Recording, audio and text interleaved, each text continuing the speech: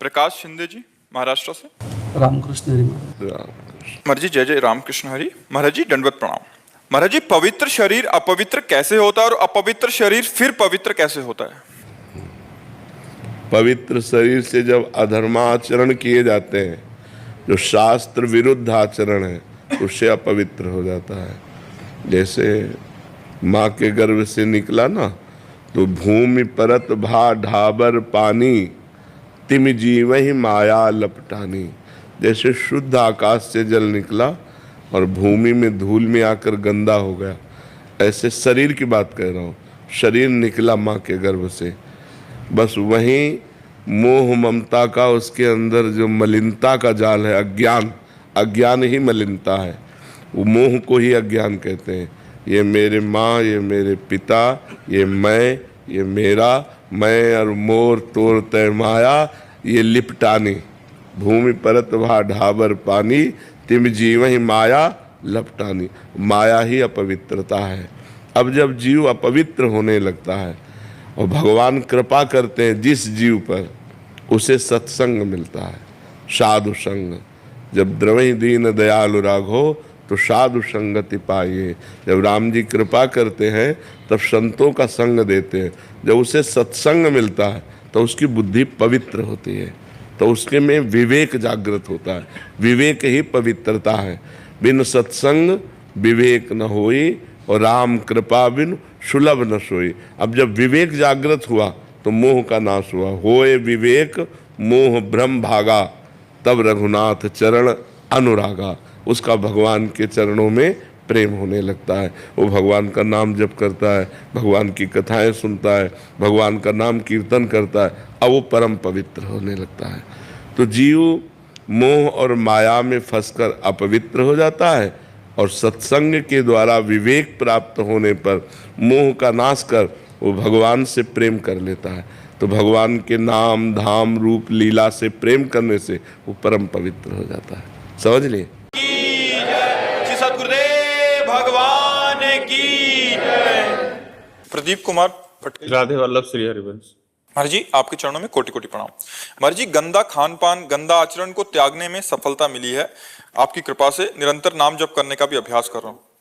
महाराज जी बार बार मन में ख्याल आता है, हमारे जीवन का उद्देश्य क्या है? नाम जप के बाद भी प्रारब्ध को भोगना ही पड़ेगा?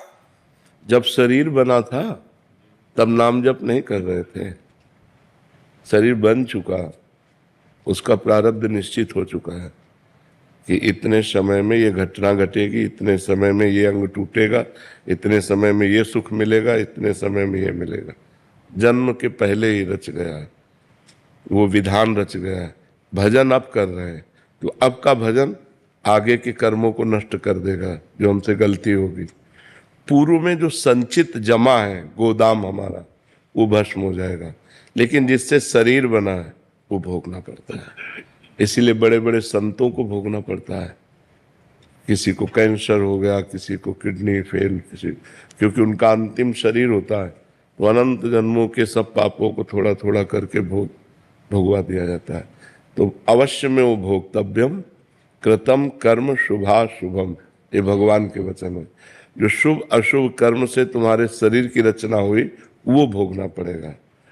जो संचित है वो भस्म हो जाएंगे, जो क्रियमाण है वो निष्फल हो जाएंगे। चाहे तो इस कोटि का भजन करे कि प्रभाव रहित कर दे प्रारब्ध को, पर जब इस कोटि का भजन होता है तब प्रारब्ध को भोगने की क्षमता आ जाती है और भगवान की प्राप्ति की चाह उत्पन्न हो जाती है। वो अपने भजन को प्रारब्ध मिटाने में नहीं लगाता, क्योंकि उसको पता है हम प्रारब्ध मिटा भी दें तो जिस दिन शरीर को नष्ट होना उसी दिन नष्ट हो जाएगा। तो हम ऐसे भजन को, ब्रह्मास्त्र को मच्छर मारने में क्यों लगाएं? ब्रह्मास्त्र का प्रयोग मच्छर मारने में क्यों करें? इसलिए बड़े बड़े संत आए हुए दुख को आदर से भोग लेते हैं और भजन करके भगवान को प्राप्त हो जाते हैं। समझ पा रहे हैं आप? महाराज जी प्रारब्ध को सहने की क्षमता कैसे विकसित? नाम से। जितना नाम जप करोगे उतने प्रारब्ध को सहने की क्षमता। यदि निरंतर नाम जब करते रहे तो जो भी कष्ट आएंगे, जैसे परसों हमारा पर्स गायब हो गया, तो उसको सहने कोई समस्या नहीं हुआ कोई दुख नहीं हुआ हमारा। हाँ ठीक है, धीरे धीरे हम छोटी छोटी घटनाओं से ऐसी अपनी बुद्धि को विकल ना होने दें। जितना नाम जप करोगे, बड़ा अकाउंट जमा होगा नाम का, उतने बड़े से बड़े दुख को आप आनंद पूर्वक सह सकते हैं, आप हंस कर सह सकते हैं। दुख होता है पर पीड़ा जैसे महसूस हो रही, उसकी व्यथा नहीं होती, व्याकुलता नहीं होती। पीड़ा हो रही पर एक आनंद अंदर है, राधा राधा राधा।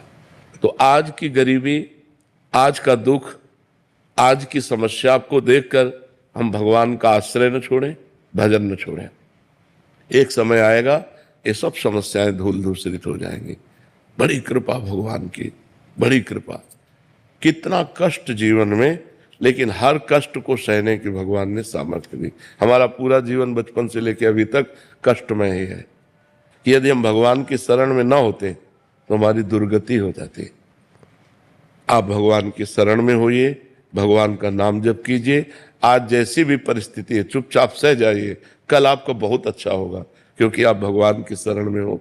जैसे पांडवों को 12 वर्ष का वनवास, 1 वर्ष का अज्ञातवास, लेकिन अगला पल उनका कितना बढ़िया हुआ। कौरवों का विनाश हो गया और चक्रवर्ती सम्राट पद पर हस्तिनापुर के पांडव ही तो विराजमान हुए। इसलिए धर्मात्मा पुरुष को वर्तमान में कष्ट मिल सकता है, उसको धैर्य पूर्वक रहना चाहिए कि हमारे प्रारब्ध क्षय हो रहे हैं, पर हम भगवान की शरण में हैं तो बिना भाग्य के भी अब हमारा मंगल होगा। हमारे भाग्य में जो मंगल नहीं लिखा वो भी मंगल होगा क्योंकि भगवान की शरण में है। वो कर्तुम अकर्तुम अन्यथा कर्तुम है। जैसे मुकदमे में हार गए और मुझे फांसी की सजा हो गई, एक राष्ट्रपति माफ कर सकता है, राष्ट्रपति को निवेदन किया जाए वो माफ कर सकता है। तो हम पाप किए हैं, अब एक भगवान की शरण में हो जाओ। वो समस्त ब्रह्मांडों के स्वामी, वो कह रहे हैं अहम त्वाम सर्व पापेभ्यो मोक्षयिष्यामि मा शुचा, मैं तुम्हें समस्त पापों से मुक्त कर दूंगा, पवित्र कर दूंगा। तो भगवान की शरण में हो जाओ, खूब नाम जप करो। हम देखो, अब एक आदमी का अगर पर्स जाता 1500 रुपये तो होंगे ही, वो आदमी विक्षिप्त हो जाता है यार, उसी के चिंतन में रहता। आपने थोड़ा भजन किया, विवेक प्रकट हुआ, आप सह गए।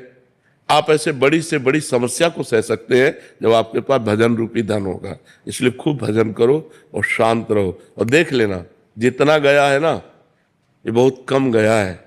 वृंदावन में या भगवत मार्ग में जब हम कदम रखते हैं, हमारी कोई हानि होती है, तो जब बहुत बड़ी हानि होनी होती है वो छोटे में चली जाती है और इसका ब्याज सहित आपको मिलेगा। जब आपको मिले तो देख लेना ब्याज सहित मिलेगा, वो कभी किसी का रखता नहीं। अगर आपका किसी ने खींच लिया है तो मालिक देख रहा है, वो सरकारी हिसाब से आपको देगा, आप चिंता न करें।